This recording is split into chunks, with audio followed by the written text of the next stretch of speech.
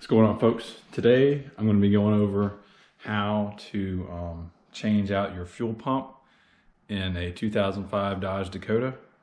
And what I use the redneck lift the bed method.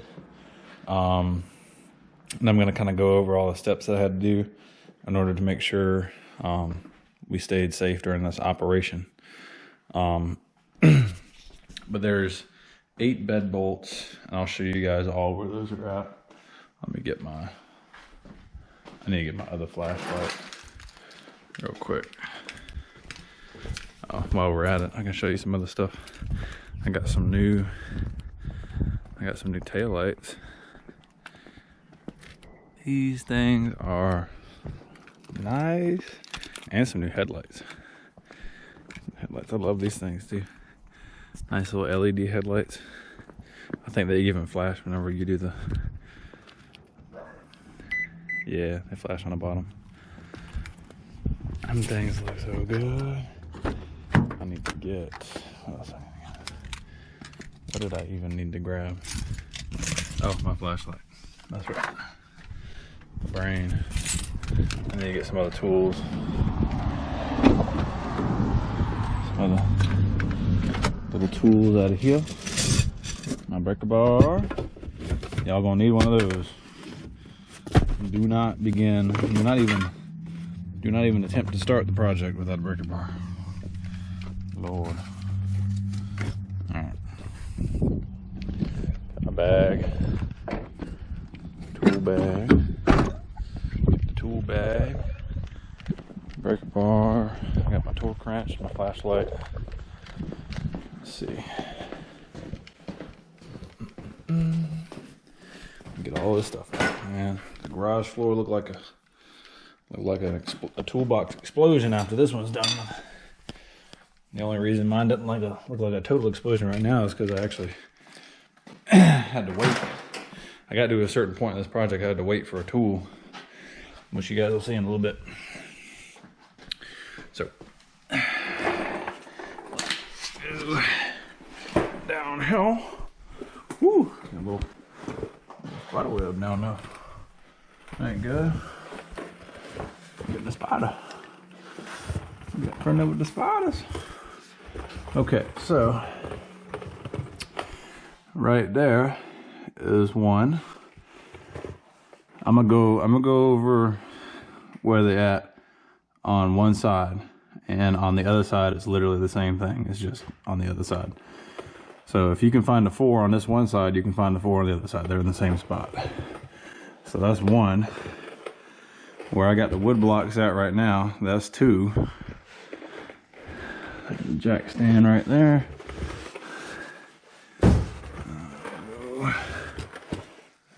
In between or around there. So 1, 2. I'm gonna go to the other way. And then, there's the tailpipe. Where these blocks is at, in that hole right there, right in there, that's 3.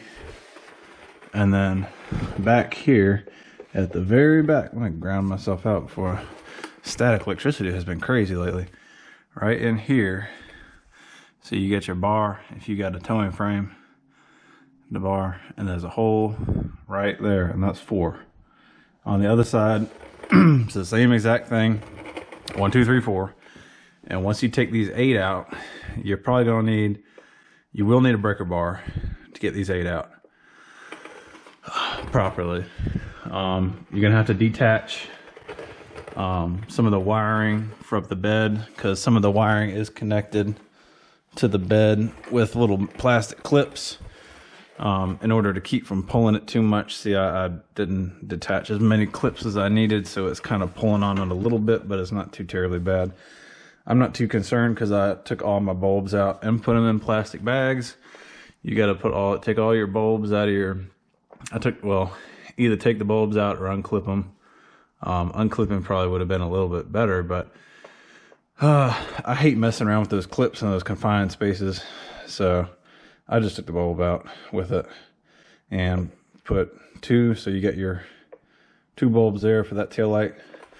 2 bulbs here for the license plate lights, and then 2 bulbs that have been kind of pushed into the fender over there for the other tail light. So 6 bulbs, 6 baggies. I got my little trailer, whatever harness there for towing and whatnot. And now is a good time to inspect down underneath your vehicle. Here we don't have a whole lot of rust at all, because this truck has been kept in North Carolina for its entire life, and not too many problems there. I got on a tangent with trying to take my bumper off. You don't need to do that. Don't get on that. Don't get on that tangent. There's no need to mess with the bumper. It's a pain in the butt. There's like little bolts down here on the bottom that they'll just, they're such a pain in the butt. I don't even want to talk about it. Don't try to take the bumper off. All you need to do is take the eight bolts out of the bed, and then I'm gonna scoot on over to the other side of the vehicle. Oh yeah, of course, you know, good jack stands, good jack. Let me jack up my floor jack real quick, just while I'm. I think that was my water heater that made that noise. Let me jack up my floor jack real quick. I don't like going underneath, which I just did without thinking about it. But it's not good to go underneath without a second point that can catch in case something happens while you're down there. So I always like to make sure I have that jack right there so I can catch the back end if something happens with one of the jack stands. So 8 bolts, and then you also have to take out these 3. They're like a it's like a T, like a star bit type deal. Let's see what size it is. It's a T20. So a T20 bit for these 3, and that will cause the fuel neck thing or down here to be loose or whatever, so it won't pull on because that neck's connected to the tank, obviously. So if you were to leave that connected when you went to lift this up, you would just probably rip and tear something, break something you didn't want to break. So my advice would be to take this loose first, and then go up underneath, take your 8 bolts loose, and then you can start, go to the back here before you raise this. Actually, you could probably raise it up like a block or 2. And to do that, all I did was I just got to the side here and I just lifted with one arm and put a block underneath with the other.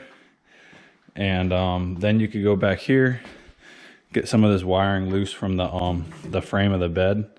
And then whenever you go to lower it back down and put everything back down, you could just do like some zip ties, and because they're like one-time use clips, though you'll just break them whenever you take them loose. And then once that's disconnected, all the lights are disconnected, and the 8 bolts are out, and you've taken this out, you can now somewhat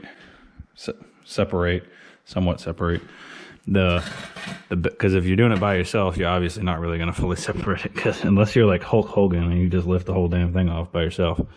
But what I did was I did that one little block on each side just by lifting it on my own, carefully, not to shift the bed or anything, just lift it up a little bit. And then what I did was I took the jack that you can see right there around those blocks, the scissor jack, and I put the scissor jack right here between the bed and the frame, and I scissor jacked it up just enough to get another like block or 2 in, and then I went to the other side, put in another 2 blocks, came to this side, put in another 2 blocks, just kind of evenly lifting it up without, you know, too much on one side so that it wouldn't shift or anything. And then here we are, and now we've got enough space right in here to take the fuel pump out. The reason why I didn't drop the tank has I definitely have over half tank in this truck right now. And I have a floor jack, but I don't want to deal with having to play with that and then try to play in the top, loose, you know, taking wires out, taking hoses off, this, that, and the other thing, and then lowering it down, doing what I need to do, and then putting it back up and then trying to reconnect everything back up. I'd just rather do this. I don't know. It's just, it's really not, in the grand scheme of things, I think it's a lot easier and a lot less complicated, because all you got to do is take that loose, take the 8 bolts out of the bed, loosen up some of the wires back here so that whenever you raise it up, it doesn't cause any like major problems, and then literally just come in the side of it. It's really not that heavy, and lift it up a little bit, put a couple of blocks. I mean, you could even jerry rig something, like if you had a gantry crane or some kind of thing that helps you lift it, you could get something to lift it up a little bit, put a few blocks in, set it back down, go to the other side, lift it up a little bit, blocks, and then take the scissor jack and then put it in there. And once you get the scissor jack in there, it's pretty much, I mean, that's pretty much game over. It's easy after that. So what we're going to do here right now, since we've gotten to this point and I've explained basically the building blocks of getting here, what I'm going to do is take out this pump. And I had to buy a special little tool. It's God, I can't remember what the hell it is. Let me look it up on Amazon real quick. Excuse me. It's a your orders. Package was left inside the mailbox. Fuel tank lock ring tool, because Chrysler has these rings on the top of their fuel pumps that are lock rings. Oh, I skipped a part. So in order to obviously get to the stage of being able to really take the pump out, you've got to take off the fuel hose, and basically there's a blue, I'll show you guys.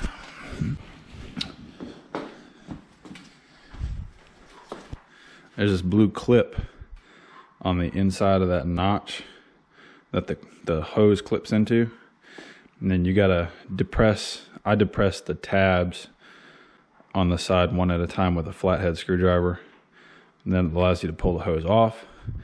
And then you got to take this clip off, because you got to use it again. And what you do is you take your flat blade screwdriver and you just pry those little clips on the sides where my fingers are at up just a little bit, so they get around that lip. Not too much, because then you'll break it and then you'll have to go to the store and buy another one, which really wouldn't matter for me because I had to wait a few days for a tool anyways. But you want to save that blue clip because you got to use that again. And then getting the plug off, there's a red tab on the top of the plug, and all you do is it'll be plugged in like this. There's a red tab that goes across lengthwise parallel to the cab, and you push it towards you, not away, but you push it towards you, and that unlocks it. And then on the top, you push down on the tab on the top. Let me get this over here. You push down on this tab on the top. Once you can see the red clip is towards me because I pushed it from this side over this way, and then I pushed this red tab down and pulled the clip off. It's a bit of a pain in the butt.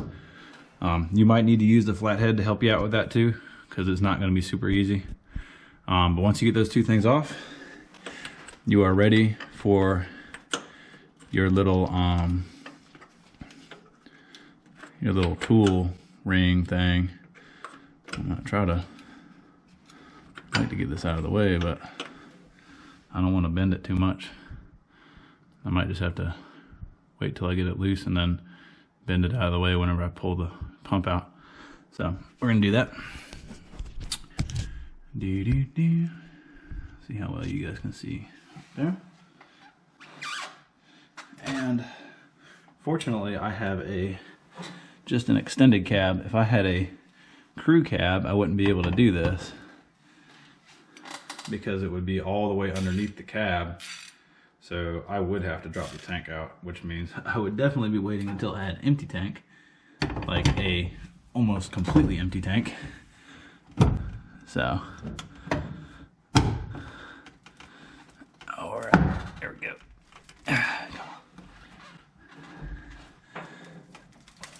Good. Oh, don't want to be moving that. Do not want to be moving that at all.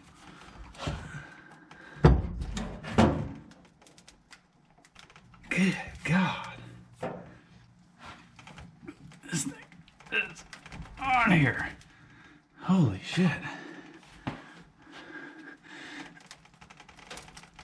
Oh my God. Holy crap. I'm turning it to the left. Jesus. Something.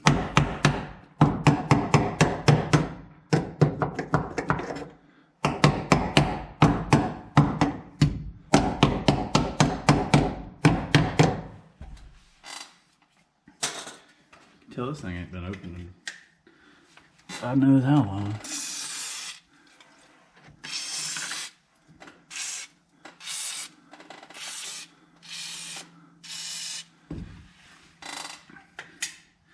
I'm not going to recommend using WD-40 because I don't really know exactly if it'll do anything to the fuel inside.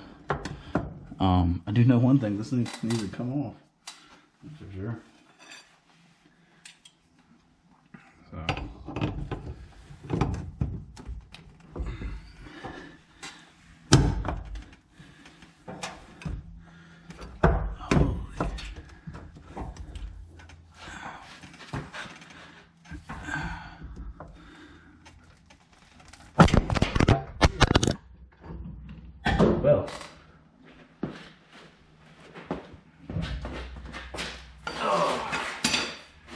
Well, you guys were right in the line of fire on that one.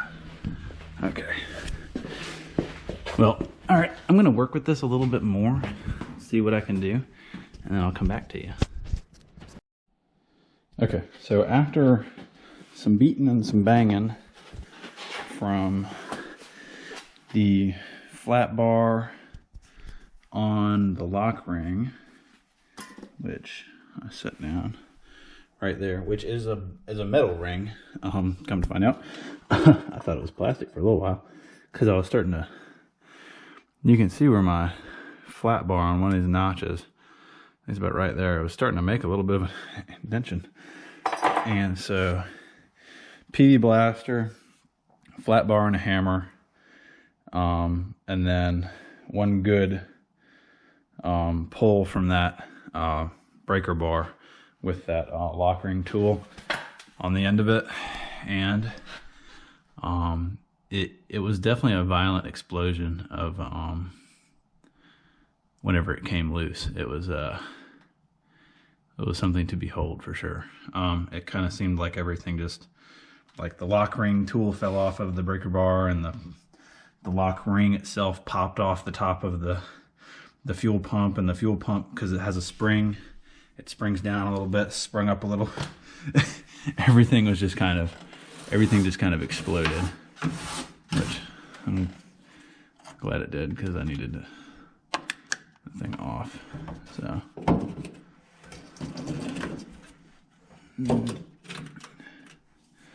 now all this crap, trying to get all this crap away from that ring, so that whenever I pull the ring out, I don't want to get any of this in my gas down there. Just trying to clean this area up around the ring. It's not easy to do with the camera in your hand. There we go. Okay. God, it's just so nasty around this thing. It's not like The ring's not rusty or any of that, but you gotta be really careful too, because you don't want any nasty stuff getting in your gas. Yeah. So, God bless. This is just disgusting. There's so much grit and sediment. Like, okay. Give it one more good wipe. I use up the rest of my shop towels on this little project. That's okay, because I could definitely use it.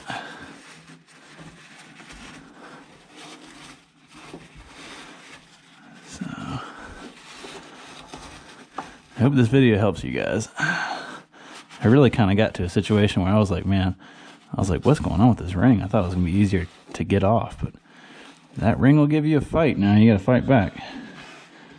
And make sure your work environment is safe and nothing will fall down on you. Because you're going to need to put a lot of pressure on that ring. So we're going to get to, basically, I'm going to go over this with you guys because it's new to me and you probably need to see it. The kit that I got from Rock Auto comes with if I can figure out what I want to do here. Comes with a new rubber seal, of course. There's instructions which I've kind of I've gone over them. I have read over the instructions on how to reinstall. Oh dear, don't want to hit my knee on that, even though I just did. Whatever you do, don't drop the new ring into the tank. Okay.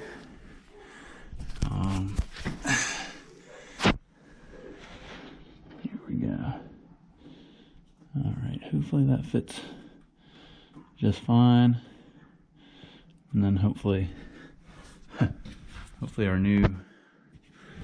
our ring doesn't give us any more problems. Problem child. Exactly what the hell this damn thing is. Sure that flange faces downwards. Goes on. Alright, so instructions. I'll go over them real quick so that I don't forget.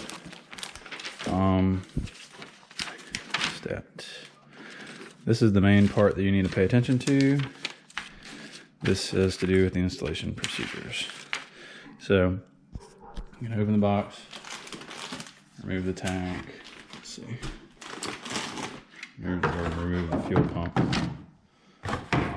This has to do with making sure that your float is correctly assembled on the side of the pump. So remove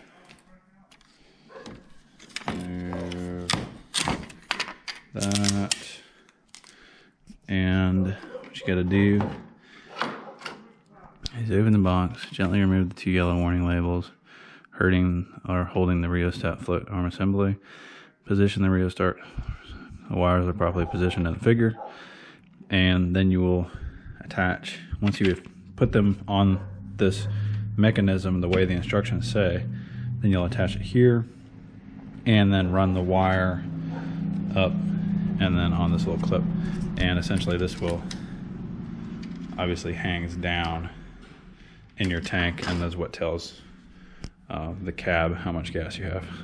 So I'm going to take a quick restroom break and try to put this together the way it's supposed to be, and I'll be right back. I figured it out.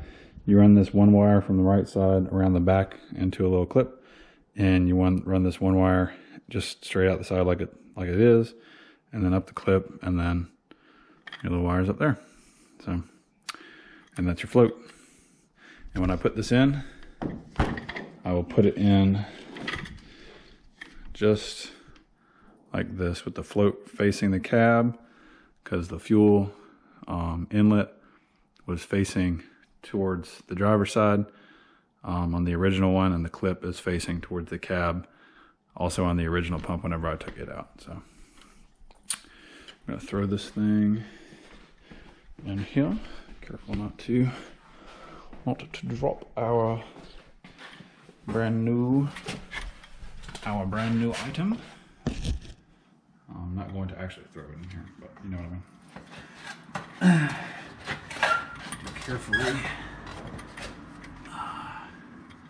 Carefully place it in. I don't know if I can. No. And that float. Just go down in there like that. Well, we're losing everything. Alright, not really. I'm just messing around. Okay. Okay.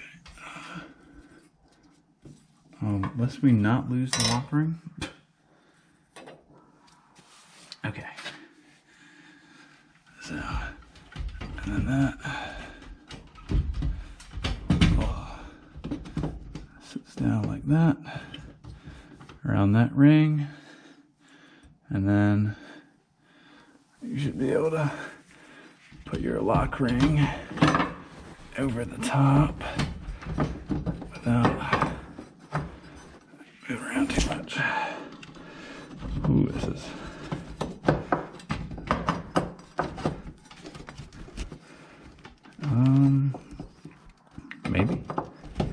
maybe the ring. I was thinking the ring doesn't face up, does it? Sitting here asking myself questions. I don't know, maybe the flange does go up. It could be. I could be mistaken. The flange. Yeah, I think the flange might face up.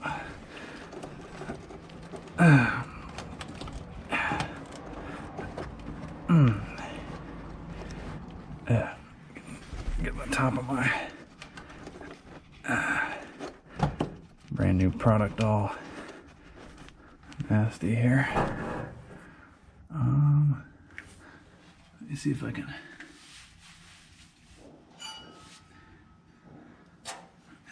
Work this in.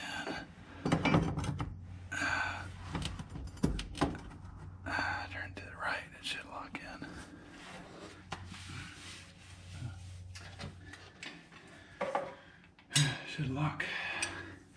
She should lock in place.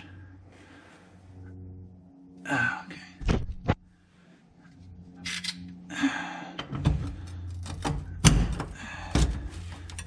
Look at that.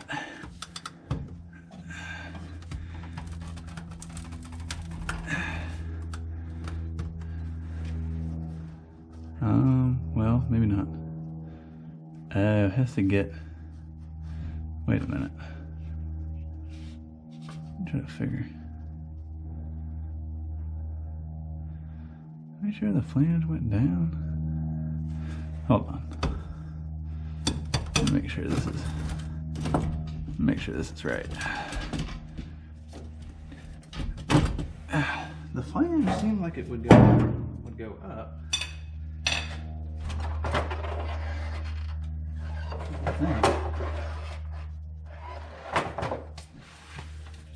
Because that's the way it would fit around the ring like that. Because if you put it downwards,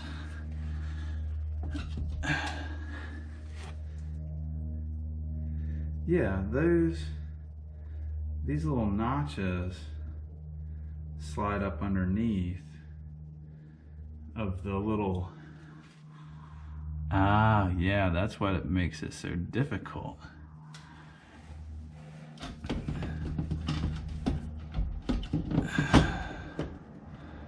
That's what it is.